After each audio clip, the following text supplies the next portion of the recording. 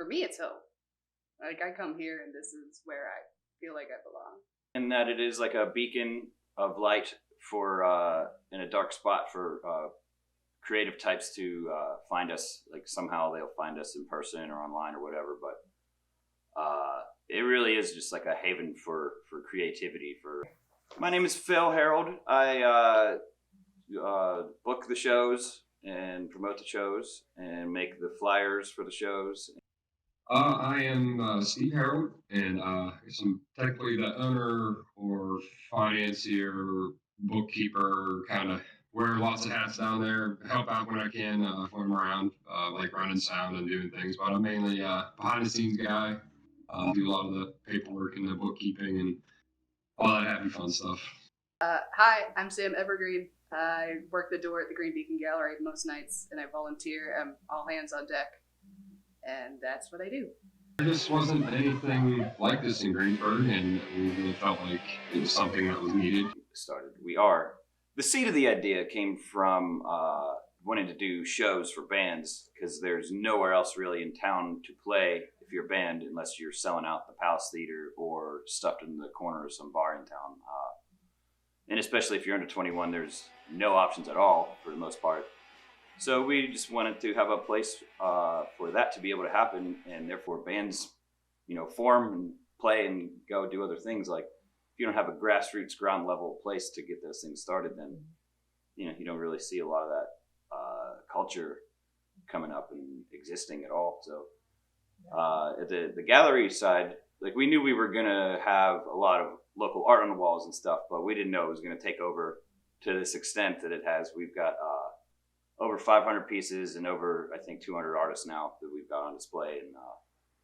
And we opened during the back end of lockdown of 2020, thinking that we would have more opportunities to start doing in-person events right out of the gate when we opened, but the whole COVID situation didn't really pan out that way. But it did give us time to really meet a lot of new artists and get these walls really covered. Like I didn't know anything about art before we really did any of this. It was just music for me, and so it's been a learning process and fun along the way. But to have a small concert venue was kind of the whole idea. I would drive by, I would see that building with a for lease sign on it, and you're just like, wow, that's like a perfect little spot. We toured it once. We didn't get the original lease. Someone else got it. They COVID shut them down, so we saw the building was released again and jumped back at that opportunity, and here we are. You come in here and get inspired to make something, and then you could go full circle. You can make it here, and then you put it on display here too. Like, all right, and anything in between.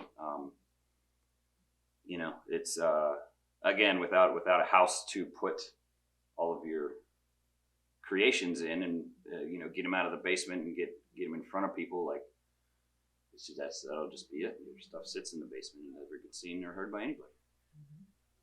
Oh yeah, absolutely anybody. Everybody should sell art here. Everybody should have the chance to see their art hanging up in a gallery. Just drop in and tell us what the pieces are called, and we'll put them up for you.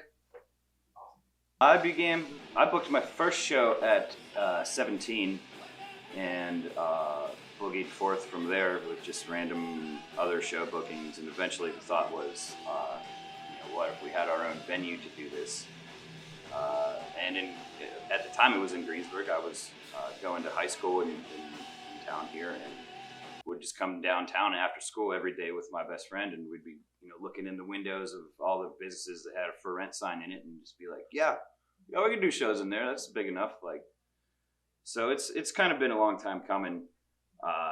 Wasn't really actively pursuing any of that like after college or anything, and even had quit booking shows out of frustration, I think in my 20s.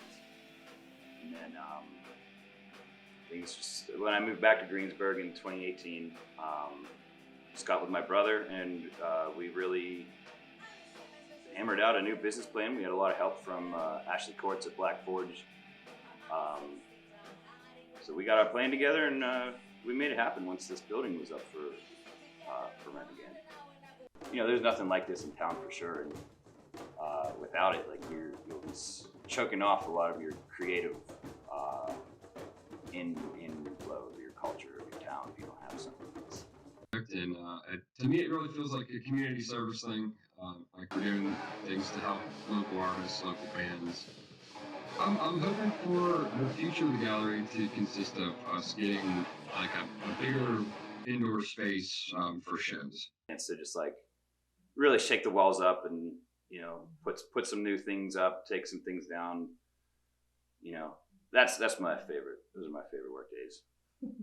I hope that it catches on a little more with the people in town here. Just really would like to see the town not keeping it so secret, perhaps.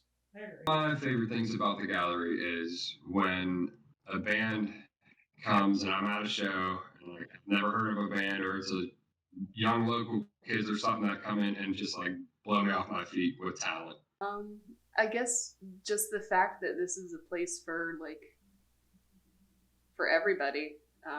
We put on all of these shows of different genres, and people come out, and I see like so many new faces that I haven't seen before, and all kinds of different crowds.